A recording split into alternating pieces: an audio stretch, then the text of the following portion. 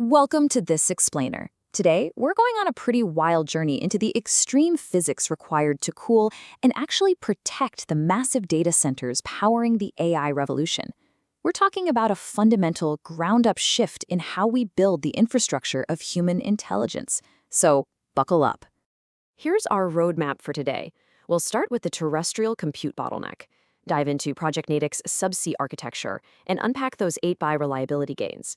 After that, we'll explore thermodynamics, ocean versus space, hit the stuff on Boltzmann physics wall, and finally take a look at the lights-out future.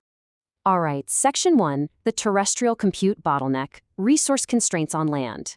So we really got to start with the first major physical roadblock of this entire AI boom, which is the immense toll terrestrial data centers are taking on our local environments. Just to put this into perspective, by 2028, AI data centers are projected to consume up to 12% of all U.S. electricity. 12%! That is an absolutely unprecedented strain on municipal grids. And, it's not just power, it's water too. Cooling these chips mechanically requires anywhere from 1 to 9 liters of water for every single kilowatt hour. Plus, conventional hyperscale centers operate at a power usage effectiveness, or PUE, of 1.55. Basically, that means massive amounts of energy are totally wasted just running fans and chillers. With AI's exponential growth, we simply have to look somewhere else. Section 2, Project Natick's subsea architecture, Microsoft's ocean blueprint. To solve that land bottleneck we just talked about, Microsoft deployed a radically different solution. They literally dropped an entire data center to the bottom of the ocean. Picture this, the Northern Isles pod just resting 117 feet deep in the freezing, incredibly turbulent waters of the North Sea. It's perfectly self-sustaining, powered 100% by local, renewable offshore wind, solar, and tidal energy. Inside this giant pressurized steel vessel sit 12 racks housing 864 standard servers. But the real genius here, it's the cooling. It uses submarine heat exchange plumbing. Cold seawater pipes directly through radiators on the back of the servers, absorbing that heat and passively dispersing it right out into the ocean currents. And you know what the absolute most crucial metric of this entire operation is? 0. That's the exact number of liters of water this subsea pod consumes for cooling. 0. It's a completely closed-loop system, which is a really stark, undeniable contrast to the literally millions of liters of water evaporated every day by land-based facilities. The efficiency gains here are just undeniable. Let's look at the numbers. On land, you have a PUE of 1.55 and, like we said, massive water usage. Now, Arctic facilities running on cold outside air, they get that PUE down to a really respectable 1.12 with almost zero water. But subsea, Project Natick achieved a staggering PUE of 1.07 and a literally perfect water usage effectiveness of 0.00. The ocean just does all the heavy lifting for us. Section 3, unpacking 8x reliability gains, the power of isolation. Okay, but this whole thing goes way beyond just being an environmental victory. It's actually a massive hardware breakthrough. When researchers pulled that Northern Isles pod up from the seafloor after 2 years underwater, the servers inside showed a failure rate of just 1/8 that of the land-based control group. 8 times more reliable. So why did that happen? Well, it really comes down to environmental perfection. Think about the stark physical contrast between these two setups. A standard land-based data center is filled with oxygen, it's humid, and crucially, it is full of humans, people pulling cables, bumping into racks, and jostling hardware.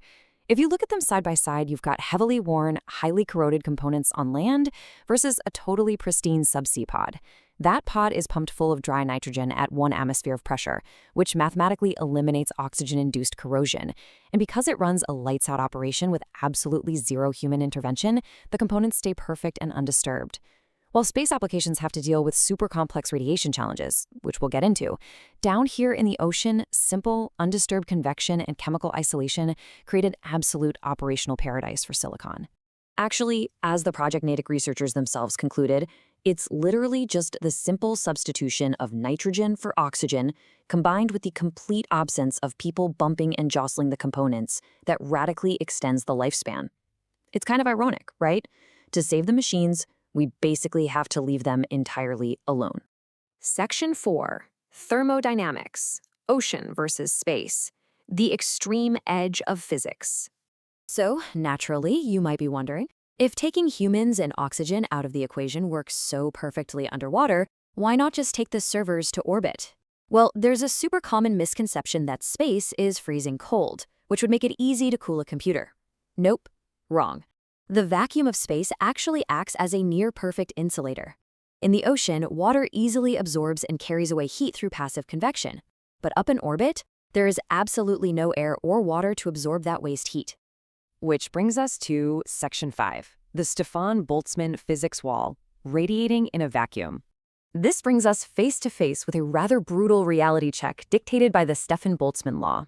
Because there's no medium for convection or conduction in space, a spacecraft has to literally glow its heat away into the void as infrared radiation.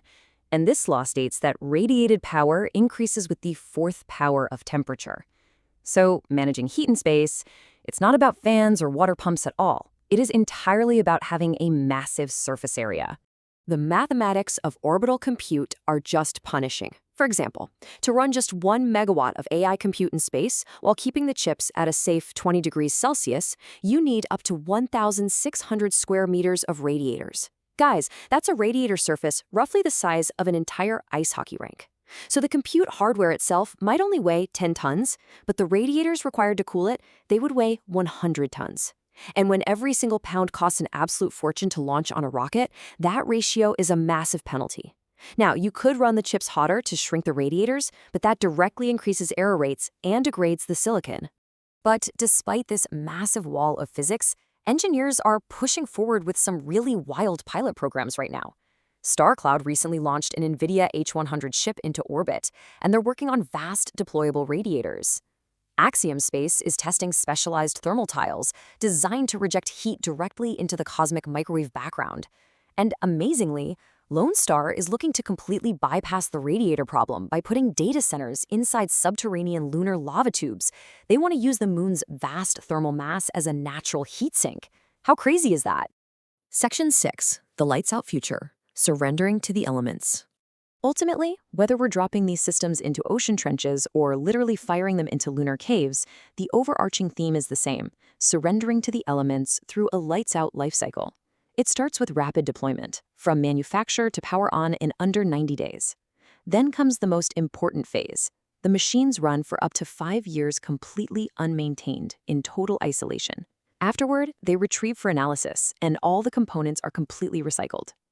Human absence is no longer considered a limitation here. It's now a deliberately designed feature. So, what's the big takeaway? To safely and sustainably scale the exponential intelligence of AI, we can't just keep building massive warehouses in our cities and draining our reservoirs. We have to remove human intervention entirely, seal the machines away, and completely surrender our hardware to these strict, uncompromising laws of applied physics. Whether that's convective cooling on the seafloor or Stefan Boltzmann radiation out in the vacuum of space. Which leaves us with this final, kind of mind-bending thought to ponder. If the ultimate efficiency and survival of artificial intelligence requires the total removal of human contact, how far off-grid will we eventually push the machines that run our world? Thank you so much for exploring this with me today on this explainer. Keep wondering, keep learning, and I'll catch you on the next one.